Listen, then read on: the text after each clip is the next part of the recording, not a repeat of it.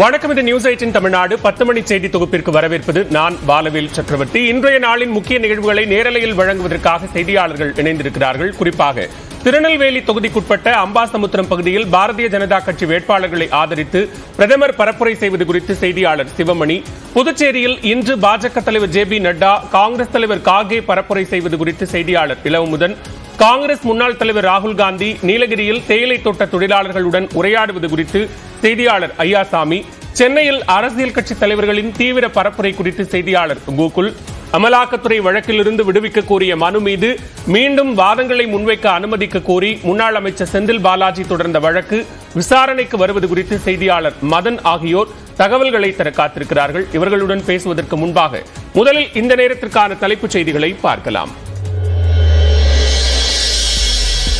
April 22 விசாரணைக்கு ஆஜராகுமாறு பாஜக வேட்பாளர் நயினார் நாகேந்திரனுக்கு போலீசார் சம்மன். தாம்பரம் ரயில் நிலையத்தில் 4 கோடி ரூபாய் பறிமுதல் செய்யப்பட்ட வழக்கில் நடவடிக்கை.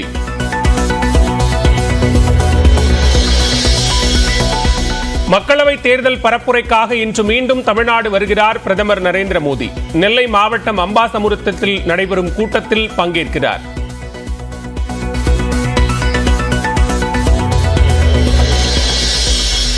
தேர்தல் பரப்புரைக்காக நீலகிரி கேரள எல்லையான தாளூருக்கு இன்று வருகிறார் காங்கிரஸ் முன்னாள் தலைவர் ராகுல் காந்தி.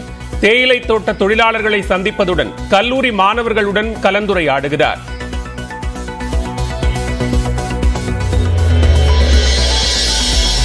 புதுச்சேரியில் பாஜக தேசிய தலைவர் ஜே பி நட்டா இன்று வாகன பேரணி. காங்கிரஸ் தலைவர் மல்லிகார்ஜுன கார்கே புதுச்சேரி மற்றும் கடலூர் தொகுதியில் இன்று வாக்கு சேகரிக்கிறார்.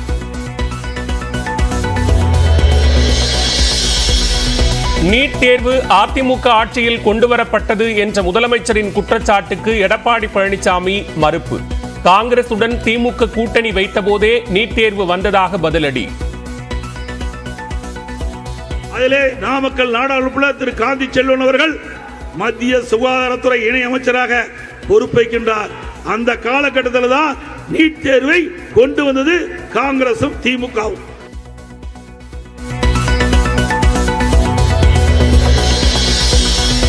கோவை காமாட்சிபுரத்தில் தேர்தல் விதிமுறைகளை மீறி இரவு நேரத்தில் பிரச்சாரம் மேற்கொண்ட அண்ணாமலை.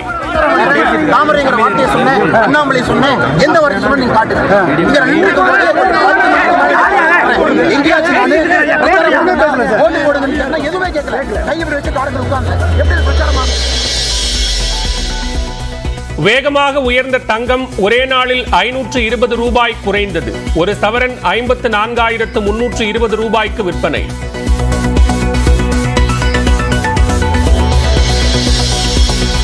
தமிழ்நாட்டில் இன்று முதல் அமலுக்கு வந்தது மீன்பிடி தடை காலம். ஜூன் 14ஆம் தேதி வரை 2 மாத காலத்துக்கு ஆழ்கடலில் மீன்பிடிக்க தடை.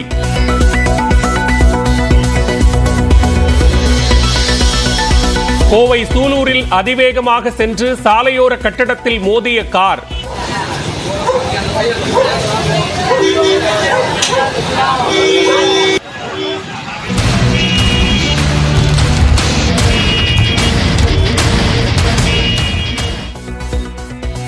ஏர்பேக்குகள் உடனே திறந்ததால் சிறு காயங்களுடன் உயிர் தப்பிய உரிமையாளர்.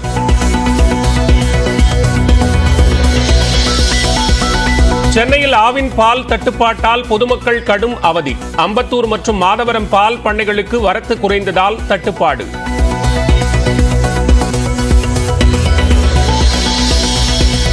ஆந்திர மாநிலம் அனந்த்பூரில் உள்ள சேமிப்பு கிடங்கில் பயங்கர தீ விபத்து. கொழுந்துவிட்டு எரியும் தீயை அணைக்கும் பணிகள் தீவிரம்.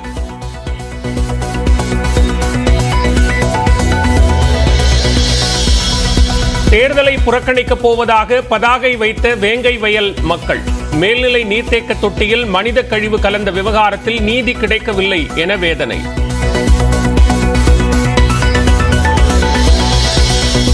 திருவண்ணாமலை கோயிலில் சித்திரை வசந்த உற்சவத்தின் முதல் நாள் திருவிழா. பொம்மை பூ கொட்டும் நிகழ்ச்சியில் ஏராளமான பக்தர்கள் பங்கேற்பு.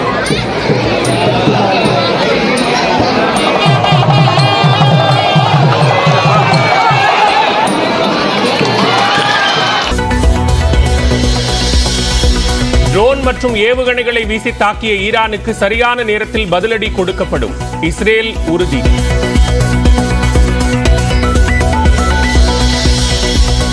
தோனியின் ஹாட்ரிக் சிக்சர்களுடன் 206 ரன்களை குவித்த சிஎஸ்கே அபார வெற்றி.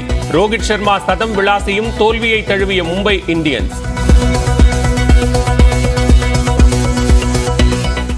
தேர்தலுக்கு இன்னும் 4 நாட்கள் உள்ள நிலையில் இன்று பரப்புரைக்காக தேசிய தலைவர்கள் தமிழ்நாட்டிற்கு படையெடுத்து வருகின்றனர். இது தொடர்பான கூடுதல் விவரங்களோடு இணைகிறார் சிறப்பு செய்தியாளர் வேல்முருகன். வேல்முருகன், தற்போது இறுதிக்கட்ட பரப்புரையில் தலைவர்கள் ஈடுபடுகிறார்கள். அந்த வகையில் தேசிய தலைவர்கள், குறிப்பாக பிரதமர் நரேந்திர மோடியினுடைய அடுத்த தமிழ்நாடு வருகை என்பது இருக்கிறது. விவரங்களை பதிவு செய்யலாம் வேல்முருகன். பாலவில் குறிப்பாக தேர்தலுக்கு இன்னும் 4 நாட்களே உள்ள நிலையில் பாஜகவினுடைய தலைவர்கள், அதே போல காங்கிரசினுடைய தலைவர்கள் தமிழகத்திற்கு படையெடுத்து வண்ணம் இருக்கிறார்கள். குறிப்பாக இன்றைய தினத்தில் குறிப்பாக திருநெல்வேலிக்கு பிரதமர் நரேந்திர மோடி இன்று மாலை வாகன பேரணியில் குறிப்பாக பொதுக்கூட்டத்தில் பங்கேற்க திட்டமிட்டிருக்கிறார். அதே போல காங்கிரசினுடைய ராகுல் காந்தி அவர்கள் குறிப்பாக வயநாடு தொகுதியில் பிரச்சாரத்தில் மேற்கொள்ள இருக்கிறார். அதே போல நம்மளுடைய தமிழக எல்லைப் பகுதியில் இருக்கக்கூடிய தாளூர் பகுதியிலும் இன்று பல்வேறு நிர்வாகிகளை சந்தித்து அங்கு பல்வேறு பிரச்சாரத்தில் ஈடுபட இருக்கிறார். அதே போல காங்கிரசினுடைய தேசிய தலைவர் மல்லிகார்ஜுன கார்கே இன்றைய தினத்தில் புதுச்சேரி, கடலூர், நெய்வேலி உள்ளிட்ட பல இடங்களுக்கு பிரச்சாரத்தை மேற்கொள்ள திட்டமிட்டிருக்கிறார்கள். குறிப்பாக ஜே.பி. நட்டா பாஜகவினுடைய தேசிய தலைவர், அவரும் இன்று புதுச்சேரியில் குறிப்பாக அண்ணா சிலையிலிருந்து அஜந்தா ஹோட்டல் வரைக்கும் குறிப்பாக அங்கு தன்னுடைய வாகன பேரணியை நடத்த திட்டமிட்டிருக்கிறார்கள். தொடர்ச்சியாக தமிழகத்திற்கு பல்வேறு கட்டங்களாக தற்போது இந்த பிரச்சாரங்கள் ஏற்படுத்தியிருந்தாலும் கூட தற்போது இன்னும் 4 நாட்களே தேர்தலுக்கு உள்ள நிலையில் 19ஆம் தேதி தேர்தல் நடைபெறக்கூடிய நிலையில் பாஜக மற்றும் காங்கிரசினுடைய தலைவர்கள் தற்போது தமிழகத்தில் முகாமிட்டு பல்வேறு கட்ட இந்த பிரச்சாரத்தில் ஈடுபட்டிருக்கிறாங்க. அது மட்டும் இல்லாமல் குறிப்பாக திமுக தலைவர் ஸ்டாலின், அதே போல அதிமுகவினுடைய பொதுச்செயலாளர் எடப்பாடி பழனிசாமி உள்ளிட்டோரும் தமிழகத்தின் பல்வேறு பகுதியில் தற்போது பிரச்சாரத்தை மேற்கொள்ள இருக்கிறார்கள். குறிப்பாக அடுத்த 2 நாட்களில் சென்னையிலும் தற்போது முக்கிய தலைவர்களுடைய பிரச்சாரம் இருக்கிறது. நாளை ராஜ்நாத் சிங் அவர்கள் தமிழிசை சவுந்தரராஜன் அவர்களை ஆதரித்து பிரச்சாரத்தில் ஈடுபடுகிறார். இன்றைய தினத்தில் மத்திய அமைச்சர் வி.கே. சிங்கும் இன்று சென்னையில் பாஜக நிர்வாகிகளை ஆதரித்து தற்போது பிரச்சாரத்தில் மேற்கொள்ள இருக்கிறார்கள். பாலவேல், நன்றி வேல்முருகன், விரிவான விவரங்களை பதிவு செய்தமைக்கு. கோவையில் பாஜக வேட்பாளர் அண்ணாமலையை காவல்துறையினர் தடுத்து நிறுத்தியதால் வாக்குவாதம் ஏற்பட்டது. இதனால் பாஜகவினர் சாலை மறியலில் ஈடுபட்டதால் கடும் வாகன நெரிசல் ஏற்பட்டது. கோவை தொகுதி பாஜக வேட்பாளர் அண்ணாமலை இரவு 10:30 மணி அளவில் சிந்தாமணி புதூர் பகுதியில் இருந்து ஒண்டிப்புதூர் நோக்கி பரப்புரை வாகனத்தில் சென்று கொண்டிருந்தார்.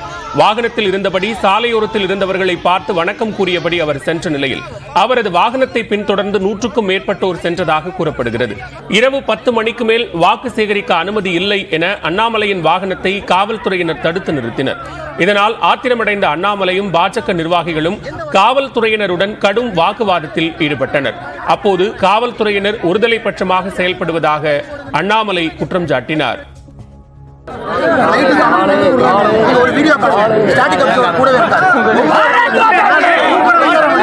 தாமரைங்கிற வார்த்தையை சொன்னேன், அண்ணாமலை சொன்னேன், எந்த வார்த்தை சொன்ன நீங்க காட்டுங்க.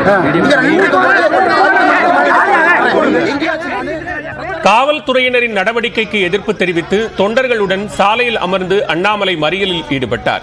1 மணி நேரத்திற்கும் மேலாக அவர்களிடம் காவலர்கள் பேச்சு நடத்தியதை தொடர்ந்து மறியல் கைவிடப்பட்டது. சாலை மறியல் காரணமாக ஒண்டிப்புதூர் சாலையில் கடும் நெரிசல் ஏற்பட்டது. மக்களை பார்க்காம போனா என்ன அரசியல்வாதி? 3 மணி நேரம் நிக்கிறாங்க, எப்படி நான் உங்களை பார்க்காம போக?